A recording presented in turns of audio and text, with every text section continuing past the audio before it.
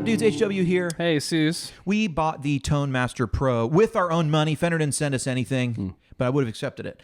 And we got a cab, I'd say 3-4 days ago, and we've been playing it a lot since. I got to be honest, my opinion is it sounds actually really fantastic.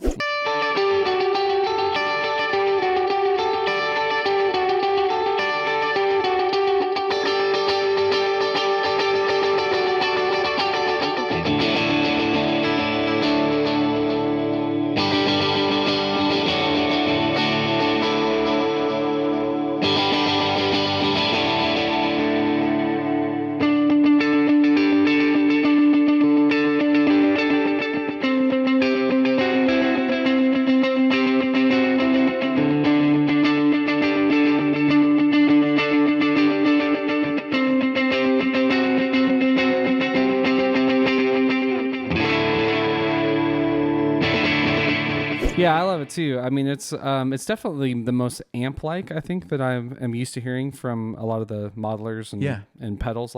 That's high praise. Yeah, I mean, it's been kind of a wild ride because when we first got it, we liked it, and then we kind of started to not like it a little bit. But then when we compared it to the Helix, it kind of gave us a baseline of something we're used to. Going, actually, this is superior in some ways. You know? Yeah. I will say one thing I like is a lot of the effects are pretty cool when they just pop up, so you don't have to change them very much. So this is just the vibrato that comes up when you turn it on.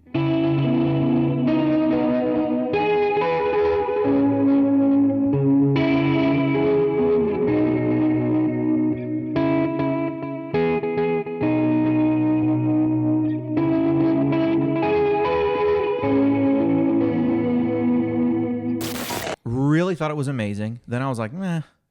And then now I'm like, I see what it does really well. I think for me, the number one thing I love is the sound and feel of the models in here is definitely among the very best out there. Yeah. I would not, and I don't say that lightly, the Deluxe sounds like an amazing Deluxe. Yeah.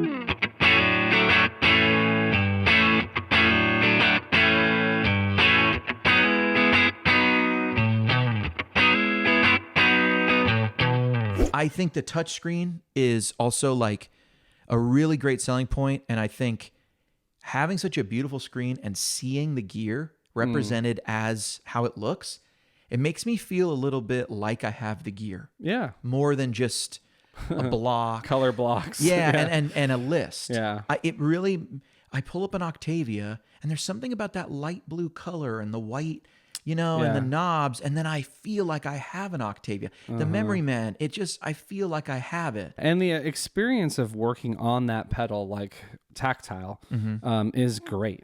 I really love the encoder knobs. The screen, there's 3 or 4 different ways to change values, depending on what you like to do. And it's just really well thought out. It's I want to add something here, add there, move around, change the routing. It's just all kind of works. I don't like working on the Quad Cortex for that reason. I don't like working on even the Helix pedal. I'm always on the desktop editors. But I've been working on that for 2 days straight, and I'm just bouncing around on it, just having a good time.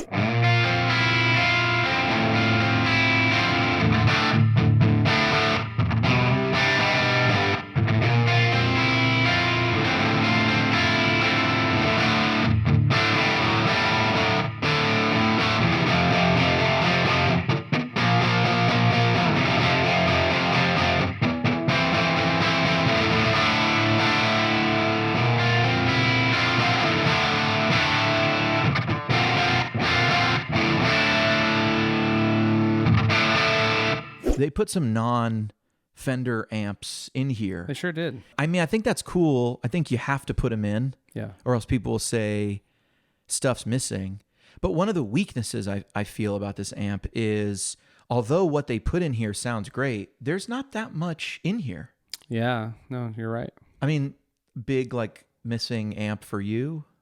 Like a Vibrolux or no, but not even Fender stuff. Like the matchless stuff. Like I mean, it feels like a big thing to leave out. Yeah. If you want Voxy sounds, you've got one. Yeah, even an AC15 is missing, AC10, like any other Vox flavor, you know. Several Marshalls, considering that there aren't a million Fender amps. Right.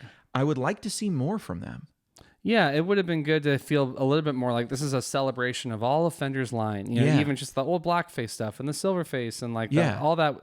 But when you pull it up, it's like, okay, deluxe, super reverb, Bassman. There's a lot of the meat and potatoes is there, but definitely not as much as you find on other units. Yeah. All right, so we found a problem. Indeed, yes. Indeed. So something about bypassing the effects kind of still affects the tone? It's changing the tone. Yeah, it's almost like it gets brighter and darker whether the pedal's on or off. So this is the space delay after the amp, and it's on now. You can kind of hear the tone. So the mix is totally off, but then when you bypass the pedal... So that's like a huge difference. It's massive. That's a really big difference. Yeah, so I'll just kind of go back and forth. This is the pedal off, and then mix is down, but you turn it on.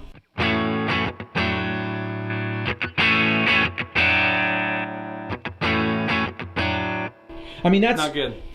That's such a big difference. There's no way I would want that on. Like an EP1 or an EP2 would have a change because of the preamp. Yeah. But that's such a big difference, on or off. It would change your whole sound. But it's not just that effect, right? It seems to be like something... Yeah. Like, so say this is like still on, right? Uh-huh. And then you add, let's just say like a Hall reverb or something at the ends. Okay. The last pedal does it again.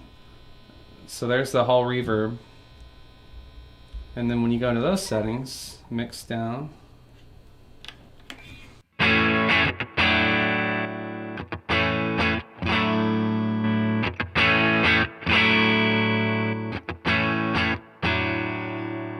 So now the Hall reverb's doing it. It's doing the same behavior, yeah.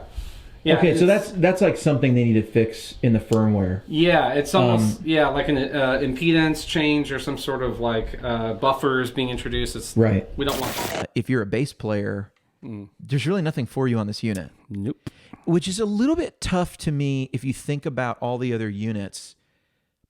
As a guitar player, I may be asked to fill in on bass from time to time. Mm-hmm.